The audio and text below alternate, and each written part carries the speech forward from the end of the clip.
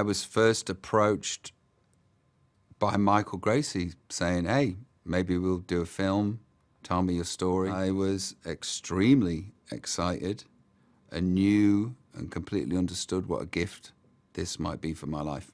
This story is about the pitfalls of fame and the relationship with how one sees themselves through the eyes of the world looking back at them. Acceptance of self is a big aspect of the movie, but acceptance of everything is key. Acceptance to who your family are and what they won't be, and acceptance to what the world is, what it isn't, and what it can be. I just watched the film with a massive audience and got to experience that with the director and the guy that played me, which I think was incredibly special. And then there was a standing ovation, and in that moment, I'd got everything that I'd ever wanted. I'd been understood. I knew that I was incredibly lucky to have somebody with the genius of Michael Gracey being even semi-interested in doing anything with me, whether it be an advert for cat food. I'd have been like, wow, I'm doing an advert for cat food with Michael Gracey. As it happens, I'm doing an advert for Robbie Williams with Michael Gracey. I can explain to you why the monkey by saying, why not? I'm a big fan of not everything having to make sense. And when you watch the movie, you won't be able to say why it makes sense, but it just does. At the ripe old age of 50, I'm now ready for my close-up, Mr. DeMille. It's really it. I'm really there. It really happened.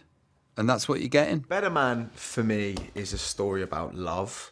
It's a love story. It's a love of not boy meets girl, but someone accepting themselves and trying to love themselves for who they are, and bettering themselves. Pardon the pun. I loved every minute of it. I grew up wanting to do musical theatre, wanting to be a pop star. It was a pop star I wanted to do when I was a kid. So to have that moment with the mic, doing the Robbie flip with the mic, and belting out was it was a dream. We were both leaving set, and we just bumped into each other. And we had 20 minutes outside, and we were just talking like two guys, two regular Joes, talking about family and football and gym and the process and whatnot in Australia. And it was a side to him that I hadn't seen because I was never within that circle. And it was a really useful 20 minutes for me. I got to see this more intimate, this more considered person that isn't always on. And it shows me that when he goes on stage, he comes alive. People, when I was telling them that I'd got this role, the first thing that they just prick up at is Michael Gracey, director of Greatest Showman. And he's such a collaborator. The scenes that we've done so far, he has his vision. He knows exactly what he's got a layout. He's got a plan. He's got almost a blueprint for all the scenes. But he's more than willing for you to riff and to play. And if I have an impulse, he's the first person to be like, follow it. Let's see where it goes.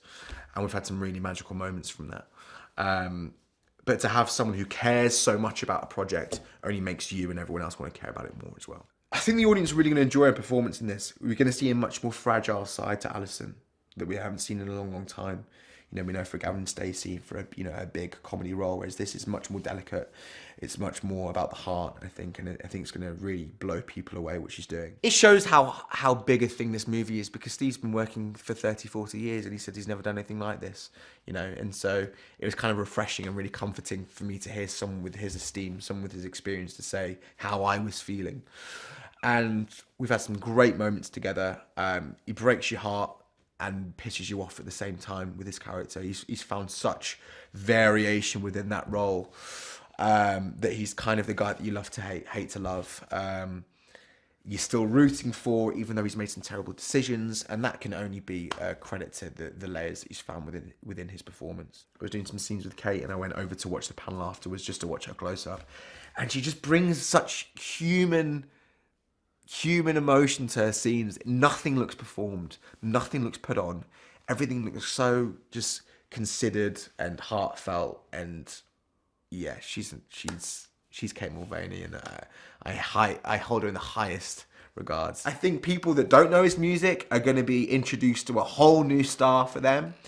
and the people that do know his music, and they're going to be reminded of how brilliant it is with a whole new context and a whole new setting. And hopefully for them, it's like listening into it for the first time because we've got a whole new story behind it. There are some real universal themes, you know, like The Greatest Showman. It's following your dreams.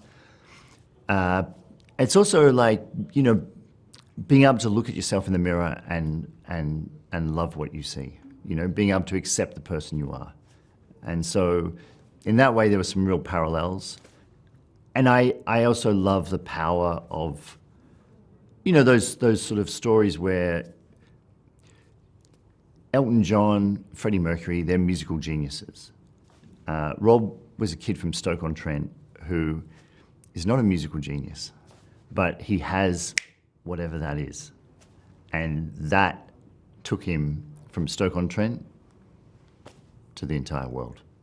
In a lot of musical biopics, people won't really show you the dark side. They won't show you the hurt, the pain, the struggles, the fights.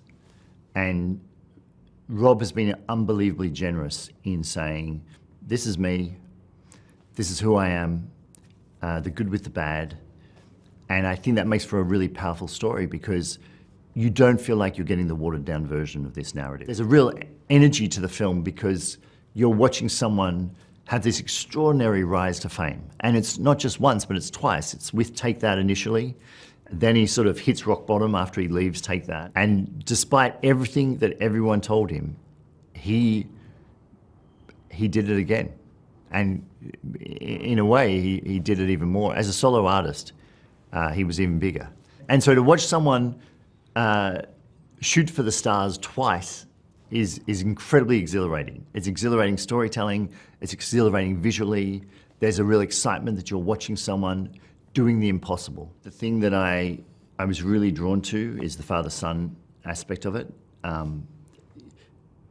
think that there's someone said that all rock stars are basically, you know, sons on stage crying out for their dad. But I think that in Rob's case, it's such a unique thing to have a father who idolizes Frank Sinatra, Dean Martin, Sammy Davis Jr., who his excitement, his passion for that is 100% passed on to Robbie. And there's something really, you know, beautiful in terms of narratively about a father who doesn't get to realize his dream, but his son does. And in Rob realizing his dream, he gets to allow his father to stand on stage in front of 80,000 people and perform. Working with Rob's incredible. I think that you make the mistake of not quite understanding how unique Robbie is.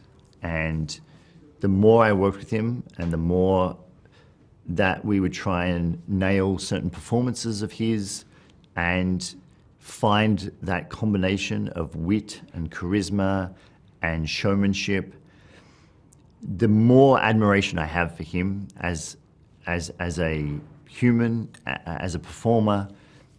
You really understand that the ingredients that is the makeup that is Robbie Williams is really special. Jonno gave this film his all.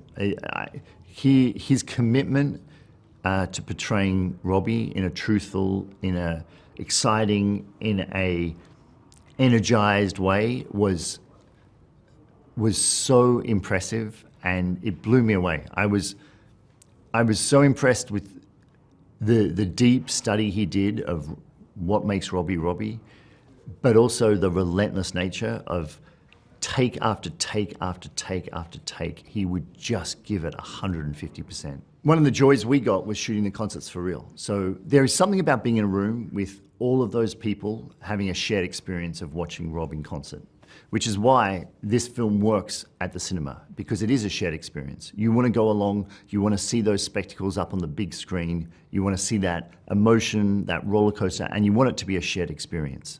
With this story, we have incredible music, we have an incredible narrative in Rob, and we have technology that is only just able to pull off what we want to do. And so it's a moment in time that all those things came together, and that's what makes this so special. Essentially, this film is the rise, the fall, and the resurrection of Robbie Williams.